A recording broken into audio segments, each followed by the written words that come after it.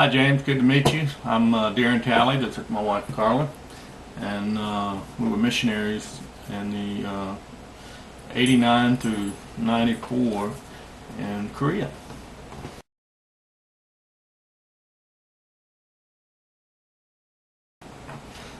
I'm originally from Louisiana. And I'm from Georgia. We met at Liberty University and got married at Liberty University, and then we found out about a mission opportunity at our senior year in Korea. And we talked to the director. We were really not interested in going to Korea. We were trying to go to seminary at the time. And we were going to go to Fort Worth Seminary, Southwestern Seminary in Fort Worth, Texas. And when we went there, or we were trying to be placed there, we found out about Korea. And the director of youth at Liberty University asked us to come to his home and talk to him about Korea. And so we said, okay, we'll go to Dave's house, and we did. And when we went there, he showed us a video of these Amerasian kids, partially American, partially Korean, and our hearts just went out for them, so we had to go. And next thing we knew, about 6 months later, we were literally in Korea serving at that time. Wow.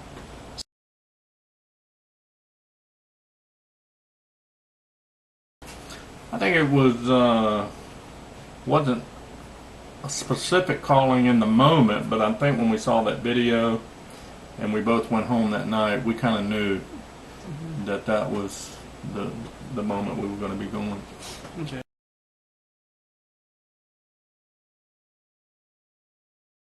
Well, the organization we were going to be working with was called Liberty Christian School in Korea. We didn't have a sending mission organization. They were already set up to receive missionaries there. So we talked to them, and we started raising our support through friends and family. We sent out letters, and they actually paid their teachers and their staff. And so we had some income from the pay, but we needed some income to buy plane tickets and moving expenses, and so we raised that through our family and sent out our letters, and we were surprised at the overwhelming support we got. And that the Lord provided, and we were able to go there with that support.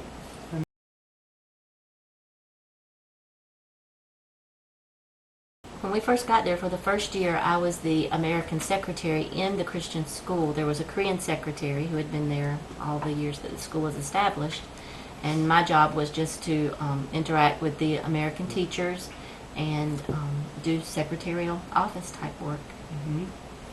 And then I was the Bible school teacher for the school. They had a K through 12 school, and I worked primarily with the middle school and high school in their Bible classes. And also there was a church that met in the basement of the school, and I was the youth minister of that church, and primarily oversaw the youth ministry there.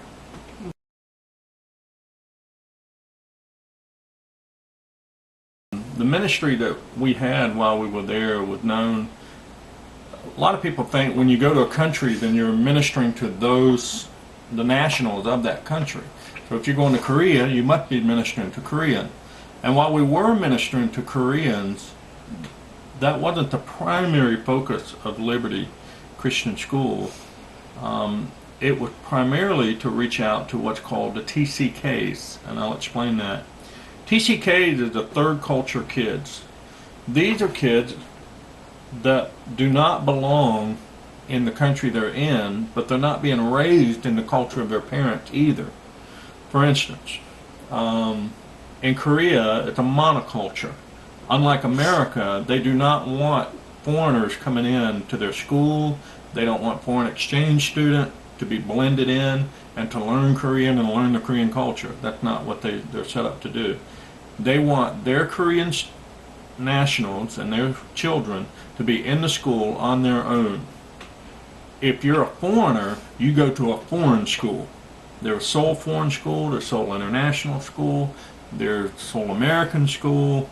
That's in Seoul. We were just north of Seoul in a town called Uijeongbu, and we were the only foreign school in Uijeongbu, close to a military base. So we had foreign diplomats' children we had foreign businessmen, we had military dependents, we had students from Philippines, from Bangladesh, South America, South Africa, Filipino. I mean, we had students that it was illegal in their country to even preach the gospel, but their parents were paying us to teach their students, of course, math, English, and all the history, but also they were paying us to give them the gospel.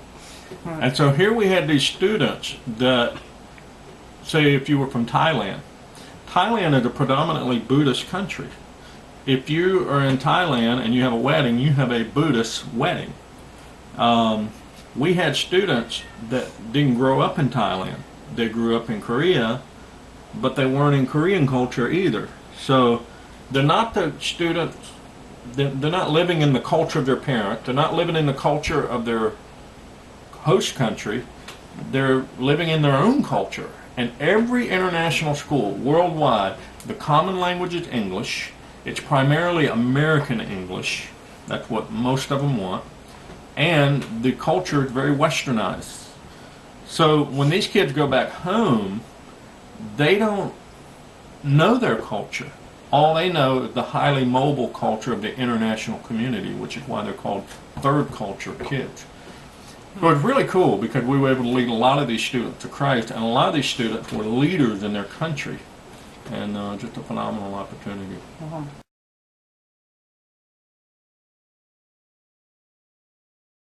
Well, we definitely go back.